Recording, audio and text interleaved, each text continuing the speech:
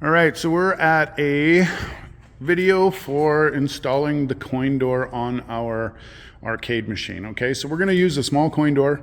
As you can see, I have a kind of a jig already made up. Now, this jig we showed you in other stuff for the audio amp and for the speaker hole, and we're going to do another one for a little power output there, so you can look for that for your how to mount your power button kind of thing. So what we did with that was take a scrap piece of wood, drill some holes in the corners, and then put in our jigsaw and then do our jigsaw around. What it is the size of this on the opposite side of the flange, so that the flange covers the edge of the machine. So you do not need to have pristine, beautiful edges all sanded, all pretty and primed and the whole meal deal on these. They can be a little bit wavy, wonky, jagged, that type of a thing, depending on how OCD you are. We just cut these ones out by hand as well, so they still can come out pretty nice. You can take your time and do that, especially if you're doing something over and over again. You can see we've used this a few times with the pins and stuff, so it's easier for us to do that to show you than to start from scratch and show you how to make a jig all over again. But basically, if you wanted to do this without this type of scenario, you could do it just with the cleats like we did with everything else. Pin them into the inside of the machine and then just run your router to it or by it, okay? So we are using the top bearing 1/4 inch router bit. We got it sticking out a good inch, right? So that we can go and run it on the inside path of this after we put it on. You'll see how that all goes. I'm just trying to show you the tools that we're using. So we're just using a small kind of pseudo coin door. It does work, it just doesn't have the bin on the bottom. But this is a small machine, so it'll fit perfectly. A lot of people put these coin doors in just for show. Nobody really wants them to work most of the time on a smaller machine or whatever anyway. It's just kind of an access point more than anything. So we are using a nailer, but you can use double-sided tape if you can find something strong enough. We got our, it's a little more than a 1/4 inch size bit on the drill because we're gonna drill a hole through and then we have to put our router bit through that. Measuring tape obviously to measure center, and our coin door to test and make sure that we have proper fitment. So with the nails and stuff, we just put in like 4 to 5 nails kind of thing in here, and then we'll pry it off after it's all said and done. So we're gonna set this up. What we got here is, we have a couple lines on here. I think it's on the other side.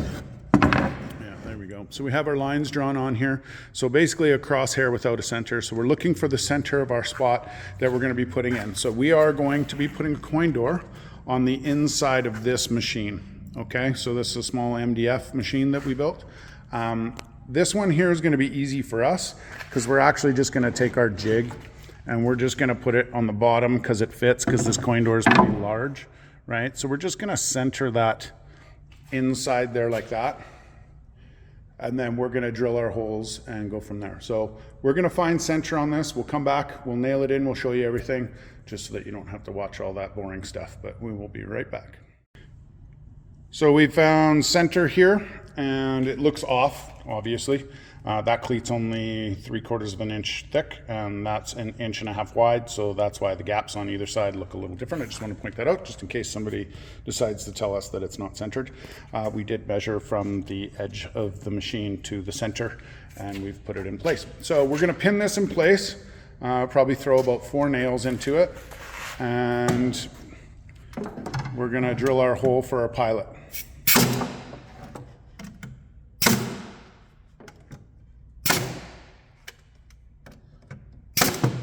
Okay, so you can see where we put our pins. We put them in the corners. That's going to give it the tightest grip on there to hold it down.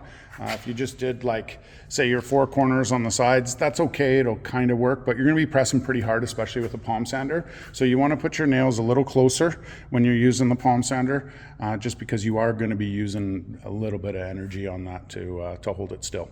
All right, so we're going to put our pilot hole in here. You're going to want to be about 1/4 of an inch to 1/2 inch at minimum away from the edge of this so that you don't get blowout on the other side, especially with MDF.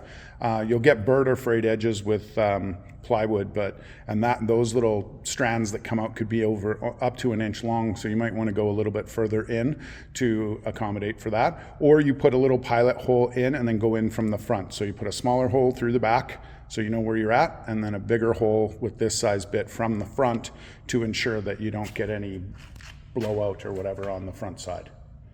All right?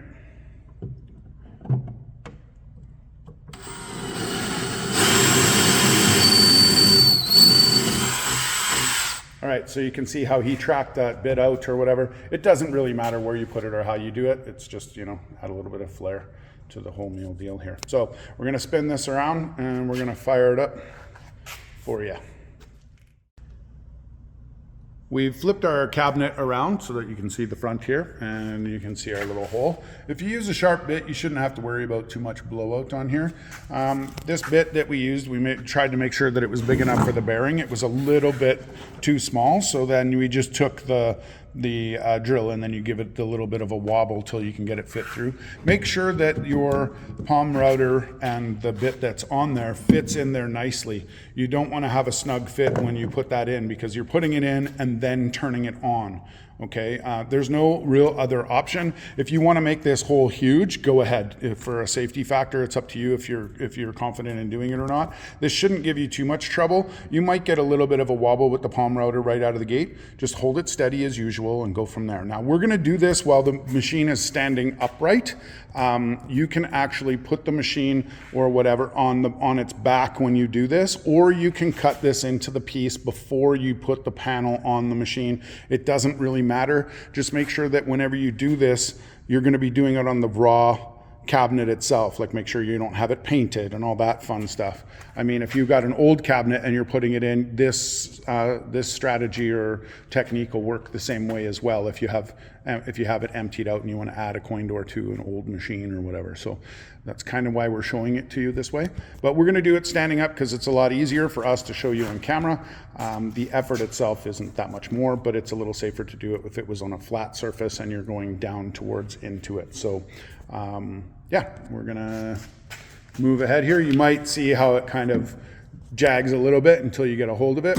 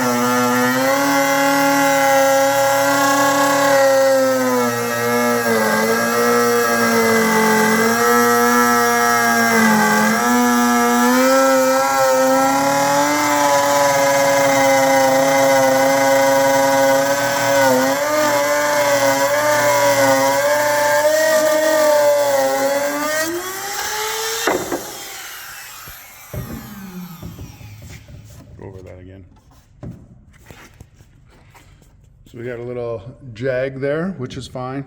That is probably in there on our thing for the hinges of the coin door. We made it a little bit wider the last time we made this jig. So basically you got a nice clean kind of cut edge here. You can sand that, you can do whatever you want. Nobody's ever going to see it once you put the actual coin door in.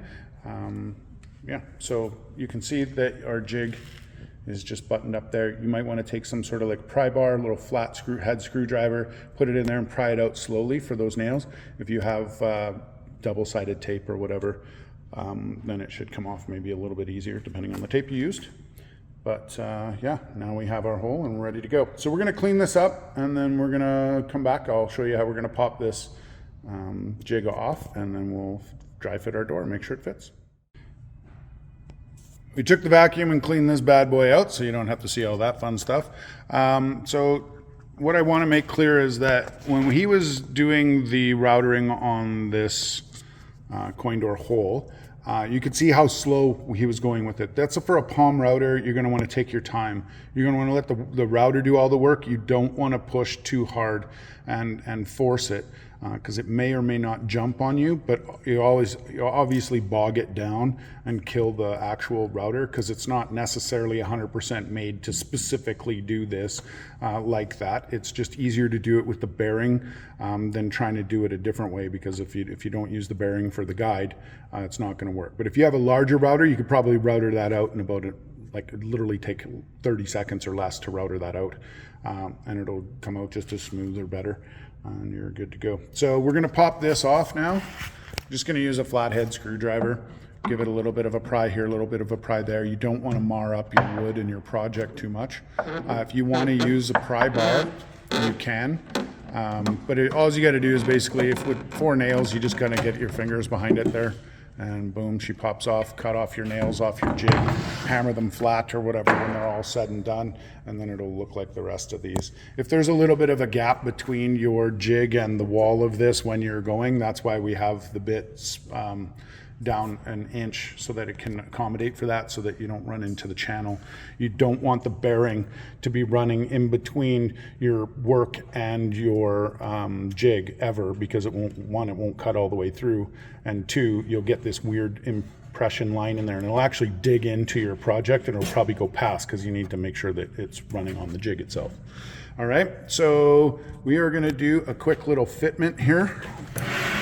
And I just want to push this sucker in. It might be a little bit wonky because I got all the little clips and stuff on there. So we got to make sure those fit. There we go. All right, so she fits good. It's all good on the front. Everybody's happy. Swing around, I'll show you. All right, so we got a nice flush mount on that bad boy. All right, so depending on the coin door that you get, some of them have rounded corners here, some of them don't. So this one here, the cut is actually following the line of the actual door here. So we have a lot of room and play in here to cut stuff out. So if you cut it a little too big or something like that, you shouldn't have an issue depending on the door that you get. But obviously they come with specs and stuff, and I'd like to put the specs for our doors on this as well, so you'll have them in a PDF format so that you can just print them out and draw them on or do whatever you need for them. But they're not going to work with all coin doors. So try to make sure that you know which coin door you're going to have and which one you're going to put on your machine before you get to this point. That's another reason why I'm showing you after the fact of putting it on here instead of cutting that hole before we built the machine on the panel, right? So I know that you might not know what kind of coin door size, or that you might not know if you want one or not. So this may be an afterthought. So I want to show you how to do it after the fact.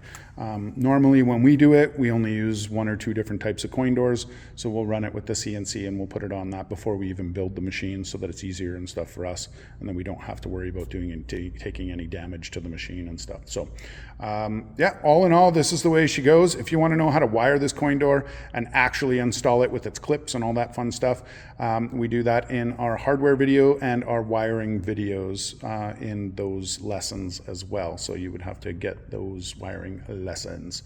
All right, well, hope to see you. Hope everything's good. Any questions and concerns, that type of thing, feel free to contact us and we will answer everything in well due time. Thank you for joining us.